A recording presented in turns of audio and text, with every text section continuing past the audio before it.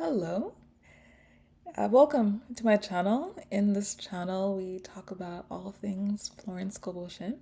So if you like that, keep watching. One thing Florence loves to say is that we are led intuitively. So when we have a want or a need, we ask, we speak it. But then it's not as though it falls from heaven. It's not as though it instantly happens to us. We have to put in the work. And so what she says is that we should follow our intuition. And specifically she says, and it's a quote, don't let grass grow under your intuitive leads. Or don't let grass grow under your intuition. Something like that.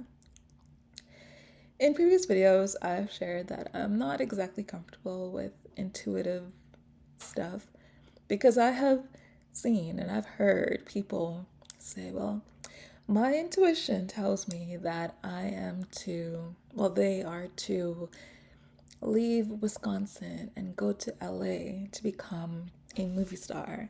And their intuition is telling them that it's going to work.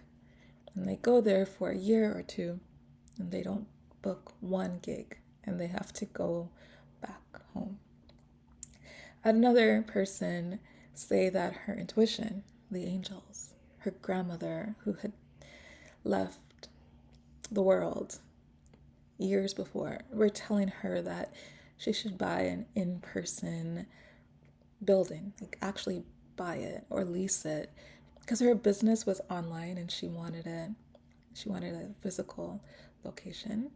So she found a spot in her city. The bill though was I think $50,000. So she started a GoFundMe. She would do all of these videos about who was speaking to her from the other side and how she knew, and she just knew in her heart that this was meant to be. And she raised a fraction of what was needed and ended up having to get out of the lease. And she disappeared from the online space for a good while after that. So I mean, I've seen people say this is meant to be an intuition, and they go for it, they go hard, and it ends up not working out. But someone actually on that video said, you can probably trust intuition sometimes. So these days, I have been working on intuition.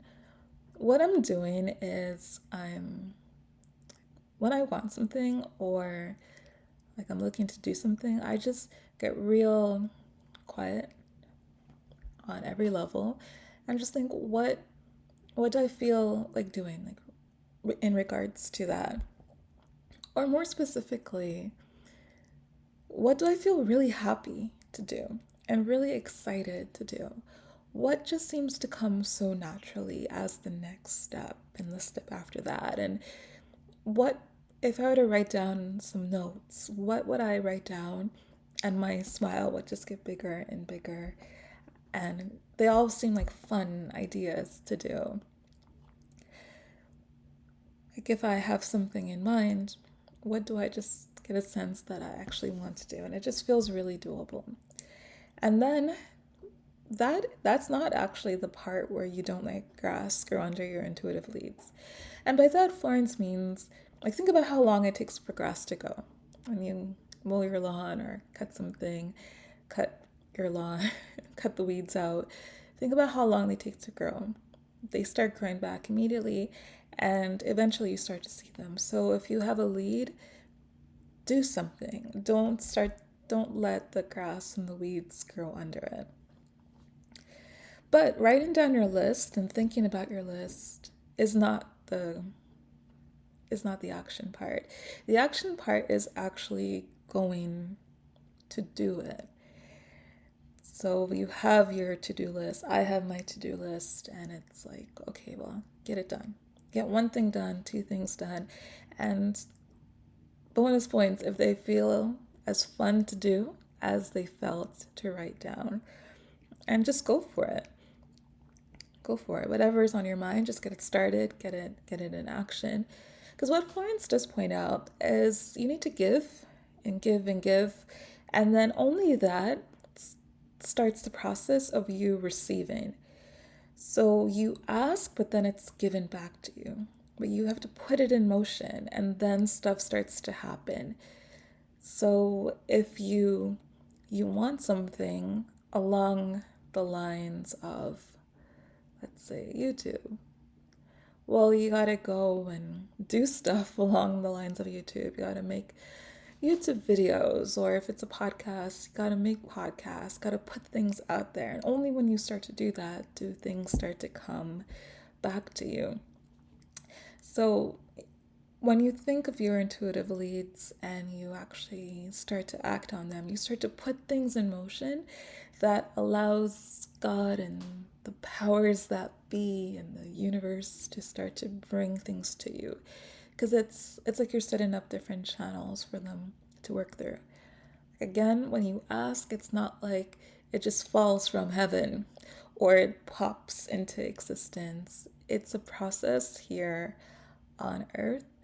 So you just start to do stuff, and it's like God and the powers that be start to nudge you, hence the intuition, about what you're supposed to be doing, about what they can work with and what's gonna work out quite well for you. So trust it.